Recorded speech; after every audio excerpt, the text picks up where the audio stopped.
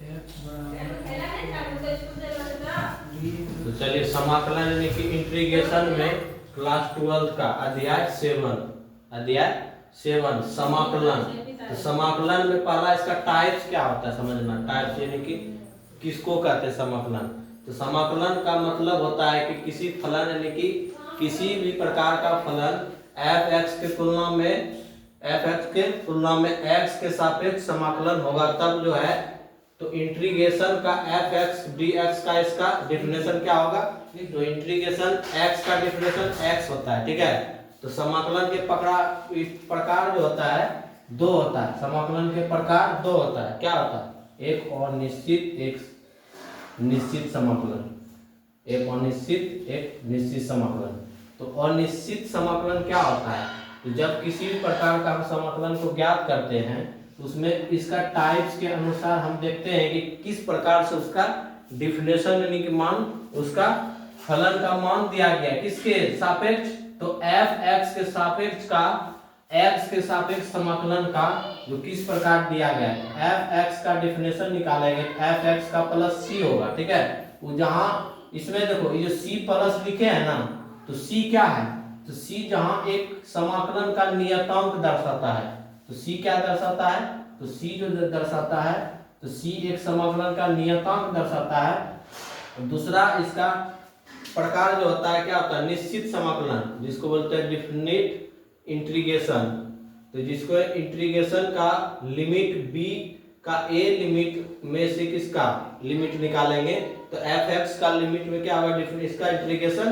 तो F X का into B का लिमिट ए, बी का limit A F into B का माइनस एफ ए, ठीक है।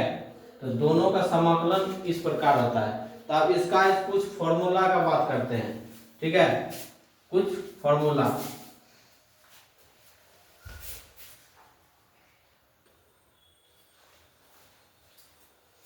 तो यहाँ से जो है प्रति अवकलज इसका जो D T R I V A T I V E S,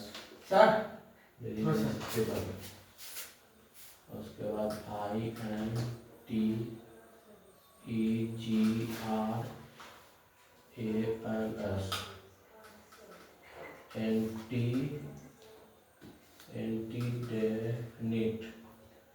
definite अवकलज है। हाँ, अवकलज।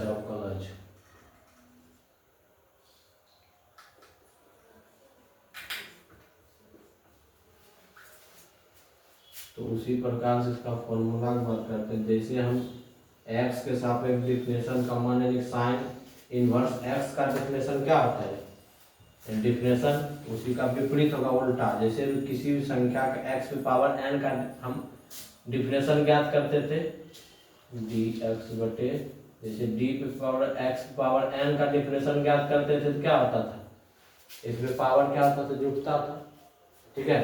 तो इसी का विपरीत उल्टा होता है समाकलन।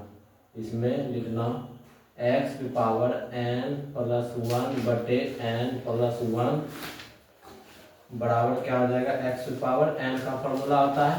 अब इसी का एक विपरीत होता है, उनका समाकलन में हो जाता है इंटीग्रेशन x की power n dx equal to होता है x की पावर n प्लस 1 बटे n प्लस 1 प्लस c।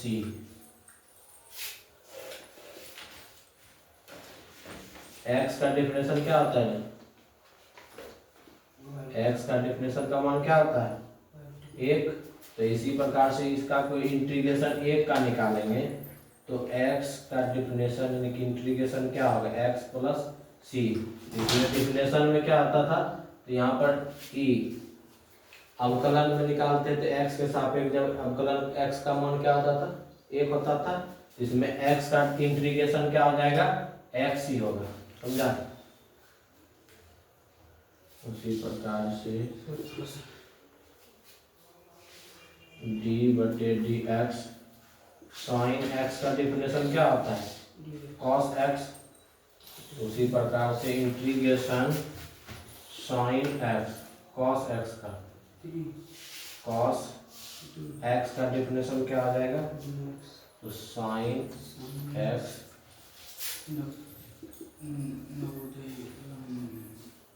और होता है इसका साइन इंटू, अब बच गया कॉस ना, डी डी बटे एक्स का कॉस माइनस का कॉस, माइनस कॉस एक्स का डिफिनेशन होता है क्या, साइन एक्स।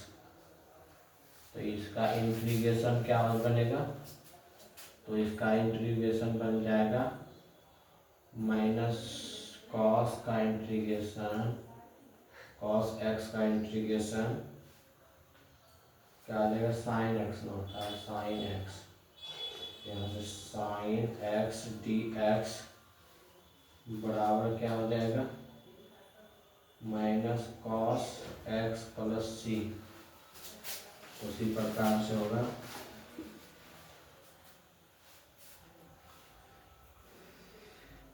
डी बटे डी एक्स, साइन कॉस हो गया, उसके बाद सेक टेन का लिखना, टेन एक्स का डिफिनेशन क्या होता था, तो सेक स्क्वायर एक्स। अब इसका इंटीग्रेशन का बात करते हैं, टेन सेक स्क्वायर का, तो सेक स्क्वायर एक्स का इंटीग्रेशन क्या होगा, तो सेक स्क्वायर एक्स का इंटीग्रेशन क्या होता है, टेन एक्स प्लस सी, टेन एक्स प्लस सी। उसी प्रकार से माइनस कॉट का डिफिनेशन क्या होगा, माइनस कॉट का डिफिनेशन, माइनस कॉट एक्स का डिफिनेशन से कॉसेक स्क्वायर एक्स। अब इसका इंटीग्रेशन क्या हो जाएगा, तो कॉसेक स्क्वायर एक्स बराबर होगा इसका कॉसेक स्क्वायर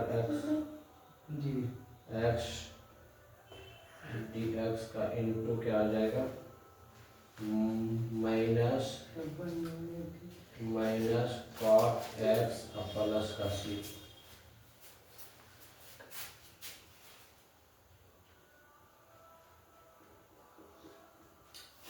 उसके बाद लिखना कॉट हो गया, और सेक का लिखना डी बटे D X equal to sec X का डिफिनेशन क्या होगा, सेक एक्स का डिफिनेशन का मान होगा, तो sec X into tan X होता है।